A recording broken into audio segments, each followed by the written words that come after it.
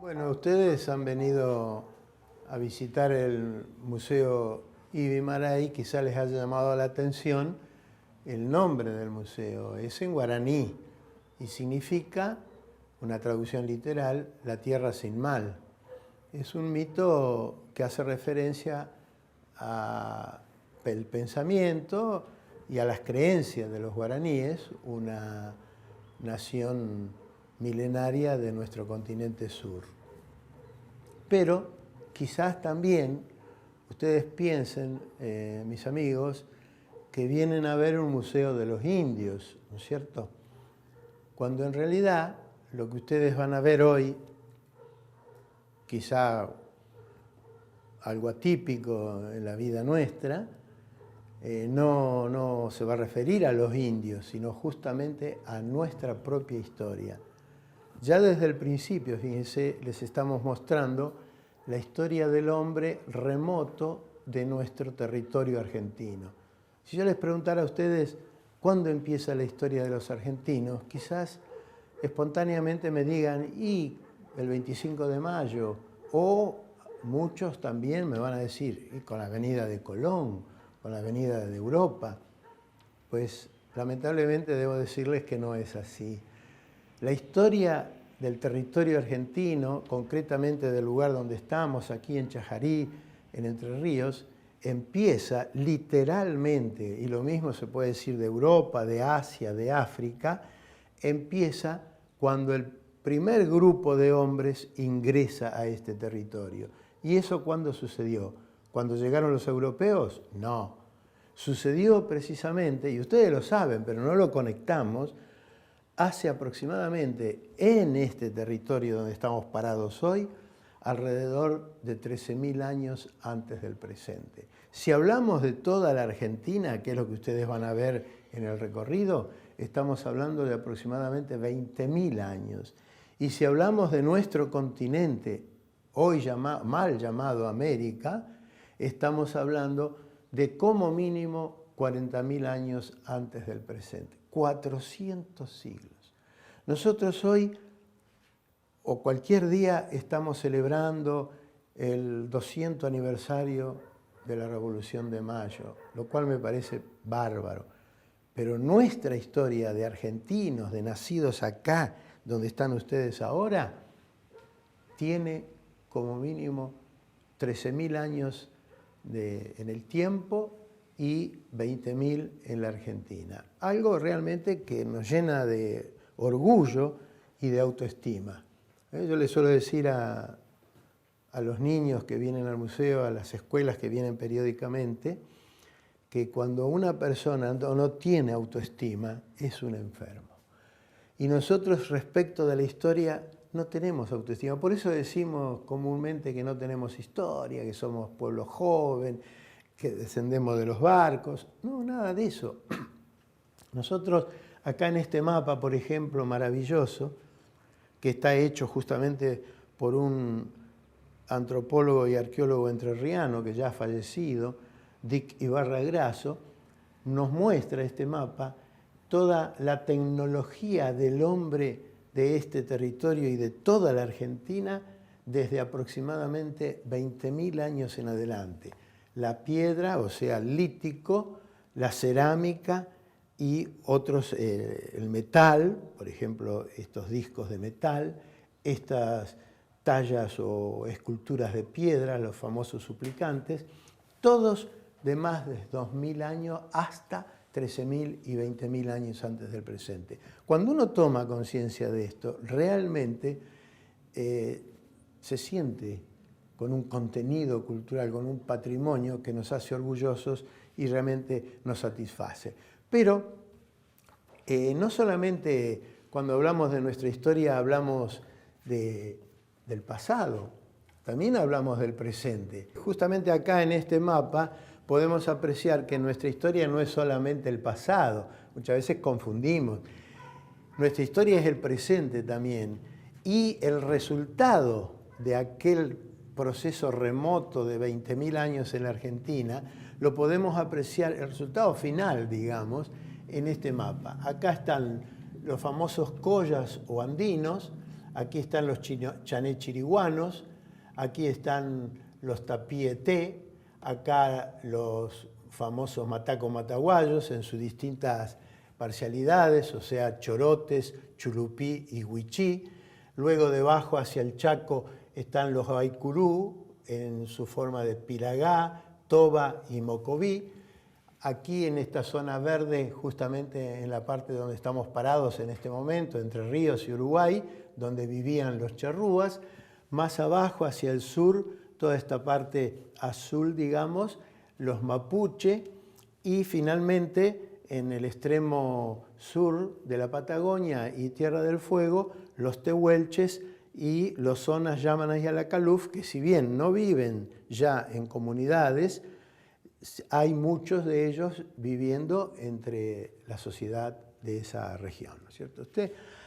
Y aquí, concretamente, ya comenzamos un recorrido más específico, cultura por cultura. Estamos empezando por donde estamos parados, Entre Ríos. Y pensemos, cuando digo Entre Ríos, también la República Oriental del Uruguay, donde esta cultura llamada por nosotros los charrúas vivieron hasta hace aproximadamente 200 años como comunidad. En ese momento, la colonia terminó de destruirlos y de correrlos, en nuestro caso de Argentina, hacia el Uruguay. Una cultura que ustedes pueden apreciar, por ejemplo, en esta pieza de cerámica, una cultura absolutamente nómade y más que nómade, recolectora y cazadora, que tenía una particularidad. Ellos vivían en pequeñas aldeas de 60, 70 personas y eran absolutamente independientes unas de otras. No tenían el poder central, como en el caso de la República Argentina, donde hay un presidente, hay 3 poderes, sino que ellos eran absolutamente respetuosos de la autonomía de cada uno. Un valor que nosotros muchas veces pasamos desapercibido porque creemos que el poder es lo que nos da identidad y fuerza. En realidad lo que nos da identidad y fuerza es el respeto por los demás. Y eso era un valor que los charrúas lo ponían en práctica permanentemente. Aquí ustedes pueden apreciar un dibujo hecho en Francia cuando el gobierno de Francia, el primer presidente, que fue Rivera, vendió a los franceses 4 últimos charrúas para que fueran investigados en el Museo del Hombre, para que fueran investigados antropológicamente, es decir, su físico, su estilo, etcétera, etcétera. En realidad fueron raptados prácticamente y trasladados a Francia en forma violenta y allí murieron los 4. Uno de ellos era mujer, Guyunusa, que tuvo un hijo estando allá y cuyos rastros de ambos se han perdido, pero los 4 murieron en Francia, ¿no? En Uruguay, justamente en Montevideo, en el Prado, hay un monumento a estos 4 charrúas, un hermoso monumento que nos recuerda que los habitantes de esta tierra no empiezan con los inmigrantes, sino que empiezan con el hombre, cuando el hombre se instaló y empezó a crear culturas. En el momento que llegan los europeos se encuentran con los charrúas. Ellos tenían una industria lítica sumamente importante. Se destacaban en las puntas de flechas y en las bolas de boleadoras. Eran cazadores certeros con estas boleadoras, igual que los tehuelches del sur, ¿no es cierto? Y las puntas ustedes pueden apreciar que hay para pájaros y para animales grandes. O sea que era una cultura, para decirlo en 2 palabras, mis amigos, era una cultura autosuficiente, que en definitiva es lo que toda cultura o todo pueblo busca, ser autosuficiente, satisfacer sus necesidades y que sea respetado. Vecino a los charrúas que comentábamos recién están los guaraníes, los tupí guaraní.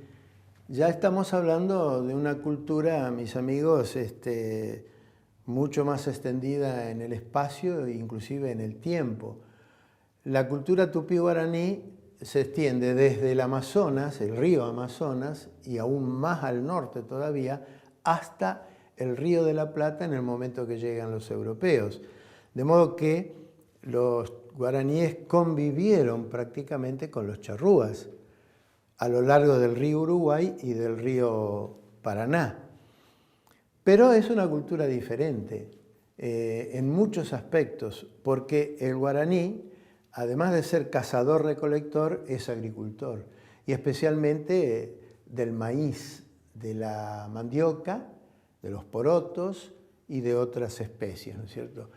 Se destacan por esa convicción profunda que tienen en lo cosmovisional.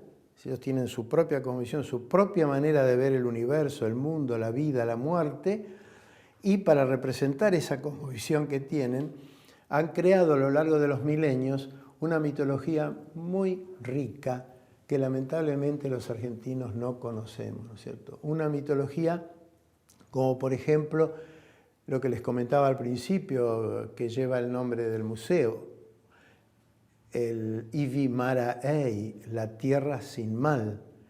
Ellos se movilizan en la vida pensando, una especie de utopía, para decirlo en una palabra vulgar, ¿no es cierto? Se movilizaban siempre en busca de algo mejor. Es decir, lo que hoy diríamos la calidad de vida, ¿no? ¿Quién no quiere vivir un poquito mejor? Bueno, el guaraní se destacaba por eso. Y ese es el motivo por el cual se extendió tanto en el territorio sudamericano. Imagínense, desde el Amazonas, viniendo por el este hasta el Río de la Plata. Cuando llegan los europeos aquí, ustedes deben saber eso, se hablaba el guaraní en esta zona. Inclusive, luego, en las actas de Mayo, están también en guaraní y en quechua también. Esos 2 idiomas se hablaban en esta zona. Y todavía hoy, en Entre Ríos y sobre todo en Corrientes y Misiones, se habla comúnmente el guaraní. No figura como idioma oficial, sí en el Paraguay, donde hay 6 millones de habitantes que hablan el guaraní, pero aquí en Entre Ríos, en Argentina, en Corrientes y en Misiones, se habla el guaraní comúnmente en el sustrato social, ¿no es cierto? Vuelvo a repetirles, no está reconocido por el sistema educativo, pero a eso apuntamos, no porque sea el idioma que tenemos que hablar, sino porque es idioma originado en nuestro territorio. Es lo que hace Europa. En todas las escuelas de Europa se estudia el latín y el griego. ¿Por qué? Si ya no se hablan. Porque es parte de nuestra historia, porque es parte del patrimonio cultural que hemos ido creando y que seguiremos creando indefinidamente en el tiempo y en el espacio, quién sabe hasta cuándo, hasta donde nos dejen vivir, digamos, ¿no? Acá ustedes tienen varias fotografías que representan la cultura guaraní. Su casa, la maloca, es funcional. Es a 2 aguas, como pueden apreciar, prácticamente el techo a 2 aguas llega hasta el piso, pero dentro también tiene paredes, ustedes pueden apreciarlo acá, de paja y barro a veces. Esta casa se va alargando a medida que la familia nuclear, la familia troncal, digamos, patrilineal, que depende del hombre, digamos, sigue la línea del varón, se va ampliando, entonces también la casa se va alargando y tiene salida en los dos extremos y cuando es muy larga también en el medio. Dentro de la casa de la maloca dividen por grupo familiar, por pareja e hijos, ¿no es cierto? Allí cuelgan sus hamacas y conviven teniendo la cocina y el lugar donde almacenan los alimentos fuera de la maloca o de la casa. Es una cultura que se destaca también en la fabricación de cestos. Acá ustedes pueden apreciar a una mujer guaraní de Misiones creando verdaderos objetos artísticos como son estos canastos que podemos apreciar. Debajo podemos apreciar, ven, una familia típica de los guaraníes, suelen tener bastantes hijos ellos, en su casita. En este caso no es una maloca, sino que es una casita exclusivamente de una familia, ¿no es cierto? Bueno, pasamos ahora a dar un repaso de los huichí o mataco-mataguayos, que también es una cultura en la Argentina sumamente rica y extendida. Y curiosamente, ¿no? Si bien son tan vecinos, porque estamos hablando ahora del Gran Chaco argentino, distinta de las otras dos que vimos, de los charrúas y de los guaraníes. Y en mi opinión, que los conozco muy de cerca, he vivido con ellos mucho tiempo, en mi opinión es una de las culturas más auténticas en el sentido de mantener sus tradiciones incólumes, no totalmente incólumes, porque en este mundo ya no existe lo puro ni nada por el estilo, pero sí que mantienen su cultura en lo esencial, en lo vertebral, como la vivían en el momento que llegaron los europeos. ¿A qué quiero decirles cuando digo lo esencial y lo vertebral? No me estoy refiriendo a lo que puede manifestar esta foto, por ejemplo, que ustedes están viendo, es una foto de hace 130 años aproximadamente, cuando empezó la famosa, entre comillas, conquista del Desierto Verde, manejada también desde Buenos Aires por Roca, y llevada a cabo por varios militares que fueron premiados por haber perseguido y matado a los habitantes del Gran Chaco argentino. No me refiero, cuando digo cultura vertebral, a mantener el estilo externo de la cultura. Por ejemplo, cómo se vestían. Ustedes acá lo pueden apreciar con polleras hechas de caraguatá por sus mujeres, con el bolsito que usan las chicas normalmente, la yica, que entre ellos nunca jamás una mujer lo va a usar, porque es típica del hombre cazador, la yica, esa bolsita que la pueden apreciar acá en una colección preciosa, sino que me estoy refiriendo, mis amigos, a lo que ellos piensan, cómo interpretan el mundo. Nosotros, concretamente los que estamos aquí mirando el museo en este momento, cada uno tiene su manera de ver el mundo. Uno será cristiano, otro será budista, otro será maometano o islámico. El huichí tiene su propia manera de interpretarlo. No se ve afuera eso. Él puede estar vestido como nosotros, puede tener anteojos negros, puede tener un hermoso reloj, puede tener hasta un celular en la mano. Eso es globalizado, eso está en todo el mundo. Pero dentro de ellos hay una vivencia del universo distinta a la nuestra. Eso define la identidad y la cultura de este pueblo que vive en la plenitud del impenetrable del monte en el Gran Chaco argentino. También los hay en Paraguay. Aproximadamente, ustedes quizás sepan, en total son unos 30.000 huichí que viven en la Argentina y que hablan su idioma correctamente y mal el castellano. Porque ellos van a la escuela común, pero por diversos motivos, entre ellos porque no tienen ropa adecuada y los chicos les hacen burla, dejan en cuarto grado, dejan. Ya cuando el chico empieza a tener conciencia de su honor y eso, deja de ir a la escuela. O también porque no le entiende nada a la maestra, porque le enseña que 2 más 2 son 4 en castellano, pero él habla wichí y pesca y capta un poquito el castellano también. Entonces termina por dejar. Ahora, a mí me ha tocado verlo con mis propios ojos. Una maestra se preocupa porque una nena o un nene no deja de ir a la escuela, entonces va a ver si está enferma el chico. Y el padre o la madre le dice, cuando yo estaba en ese momento, dice, ¿no va a la escuela? ¿Cómo no va a la escuela? No, no viene. Ah, dice, tendrá sus razones. Tendrá sus razones. ¿Por qué le dice eso? Porque ellos lo vivieron. Ese desprecio, ese no entender nada, estar ahí como en la luna, porque no entiende nada. Entonces pasa eso. Hoy día, por suerte, se está pensando ya, y hay experiencias muy interesantes, del maestro auxiliar, o sea, el wichí, que entiende bien el castellano y que le va traduciendo a los chicos a su idioma. Pero falta algo muy importante, que le están mostrando la historia que los venció, no la historia de ellos.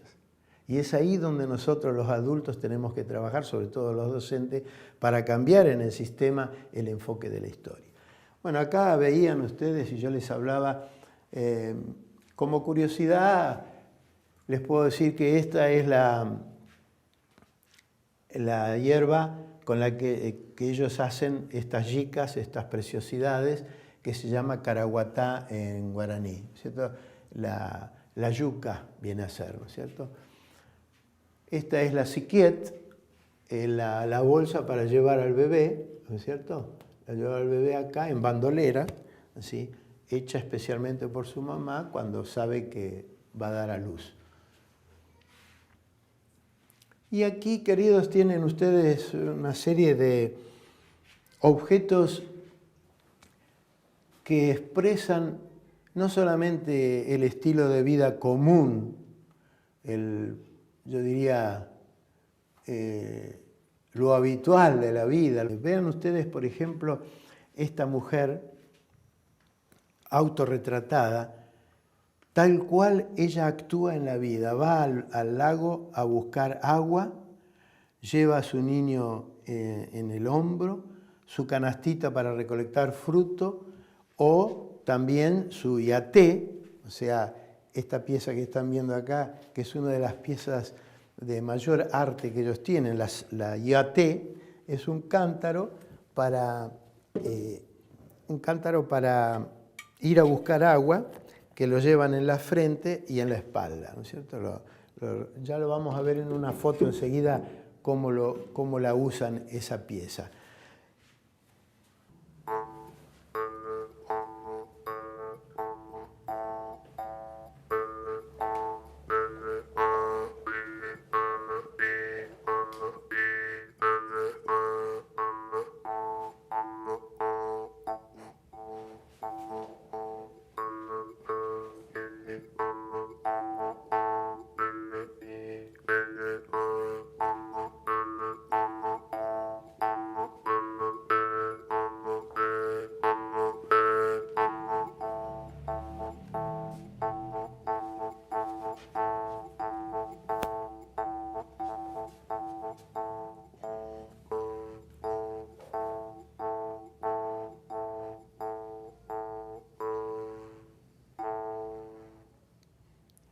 Dentro de las manifestaciones artísticas de los wichí, que son considerados primitivos porque viven en el monte, no solamente está la cerámica y las tallas de madera que son preciosas, la tejeduría, sino también la música. Y lo hermoso de este pueblo es que ellos mismos se hacen los instrumentos. Es el caso de este instrumento que yo les sugería recién, que se llama trompe o birimbao, hecho con alambre de acero por ellos mismos y que no tiene soldaduras, sino que engarzan una lengüeta de acero en un alambre con esta forma de arco. Y suena realmente hermoso, y escucharlos a ellos en el monte de noche tiene un significado. No es meramente tocar la música por tocar, sino que ellos le llaman a este instrumento el instrumento para enamorar. Ellos se sientan en el monte a la noche y empiezan a tocar.